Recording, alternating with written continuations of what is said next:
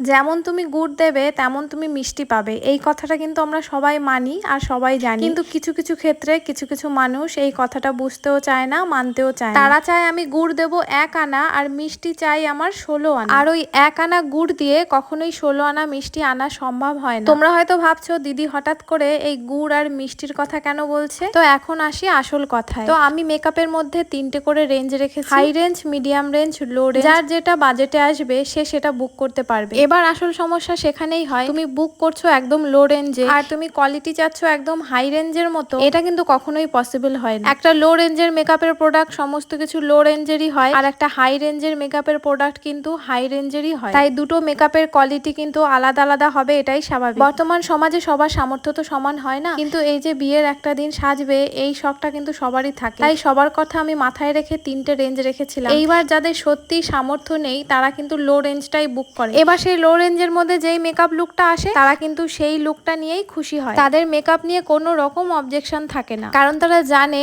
এই যুগে কিন্তু প্রত্যেকটা জিনিসেরই দাম বেড়ে যাচ্ছে, আমাদের মেকআপের প্রোডাক্টের দামও কিন্তু বেড়েই চলেছে। সেইখানে দাঁড়িয়ে একটা লো রেঞ্জের মধ্যে আমরা যেই রকম লুক ক্রিয়েট করে আসি তাদের কিন্তু সেইটাই পছন্দ হয়। আসল সমস্যা তো তারাই করে যাদের একটা হাই রেঞ্জের মেকআপ বুক করার ক্ষমতা থাকে, কিন্তু তা সত্ত্বেও তারা লো রেঞ্জের মেকআপটা বুক করে। এইবার লোকেশনে গিয়ে আমরা দেখতে পাই কোনো দিক থেকে কোনো কিছুর কম্প্রোমাইজ হয়নি। গেট থেকে শুরু করে সাজসজ্জা, লাইটিং, ফটোগ্রাফি, খাওয়া দাওয়া সবকিছু কিন্তু এলাহি ব্যাপার স্যাপার গিয়ে দেখতে পাই। এমনকি নিমন্ত্রিত মানুষের সংখ্যা 1000-এরও ওপর। এর থেকে তো বোঝাই যায় তারা একটা হাই রেঞ্জের মেকআপ অ্যাফোর্ড করতে পারে। কোনো কিছুর কম্প্রোমাইজ তারা না করে সমস্ত কম্প্রোমাইজ করে মেকআপের ক্ষেত্রে। কিন্তু তারা এটা বোঝে না এই যে 1200 লোক তারা নিমন্ত্রিত করেছে, এই নিমন্ত্রিত অতিথিগুলো কিন্তু ব্রাইডকেই আগে দেখবে, আর কোন মেকআপ আর্টিস্ট সাজিয়েছে সেই নামটাও কিন্তু আগে আসবে। সেই নিমন্ত্রিত অতিথি কিন্তু জানবে না যে আপনি একটা লো কস্টের মেকআপ বুক করেছেন। আর আপনি যেহেতু সাজসজ্জা, খাওয়া দাওয়া, ডেকোরেশন, ক্যামেরাম্যান কোনো দিক থেকেই কম্প্রোমাইজ করেন, সবকিছুতেই একটা এলাহি ব্যাপার স্যাপার করেছেন, তাই আপনি লজ্জায় বলতেও পারবেন না যে আপনি একটা লো কস্টের মেকআপ বুক করেছিলেন। আর আমরা মেকআপ আর্টিস্টরা বুকিং গুলো তো ফেসবুক থেকে পাই, আর লোকেশনও আমাদের বাড়ি থেকে অনেকটা দূরেই হয়, তাই কার সামর্থ্য কিরকম আমরা কিন্তু আগে থেকে জানতে পারি। এরা বুকিং করার সময় একদম লো কস্টের মেকআপ বুক করে, তার উপরে আবার বার্গেনিংও করে, এমন ভাব করে মেকআপটা যেন ওনাদের ফ্রিতে করে দিলেই খুব উপকার হয়। আর এই রকম ঘটনা আমার মতন অনেক মেকআপ আর্টিস্টের সঙ্গেই হচ্ছে, তাই এই বিষয়টা বাধ্য হয়েই আমি সোশ্যাল মিডিয়ায় শেয়ার করলাম। আর আজকে যে কথাগুলো বললাম সেইগুলো কিন্তু এই ব্রাইডের জন্য ছিল না, আর আজকে আমার বুকিং ছিল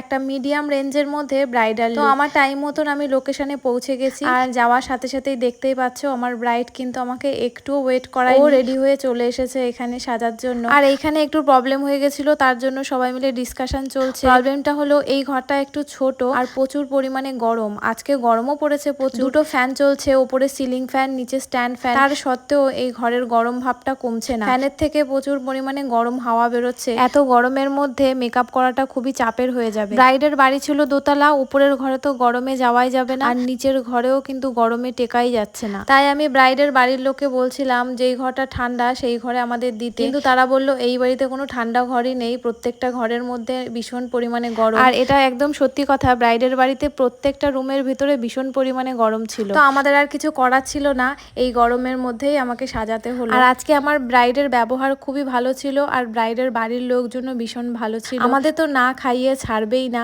তো শেষে আমাদের খাওয়া দাওয়া করেই বাড়ি আসতে হলো। আর ও একটা মিডিয়াম রেঞ্জের মেকআপ বুক করেছিল, মেকআপ বুক করার সময় আমার সঙ্গে কোনো রকম বার্গেনিং করেনি, শুধু বলেছে দিদি আমাকে একটু সুন্দর করে কলকা করে দিও, আর কোনো ডিমান্ড আমার নেই। আর এই যে হচ্ছে আমার ব্রাইডের ফাইনাল লুক। ব্রাইডের তো খুবই পছন্দ হয়েছে মেকআপ লুকটা, তো তোমাদের কেমন লাগলো তোমরা কমেন্টে জানিও।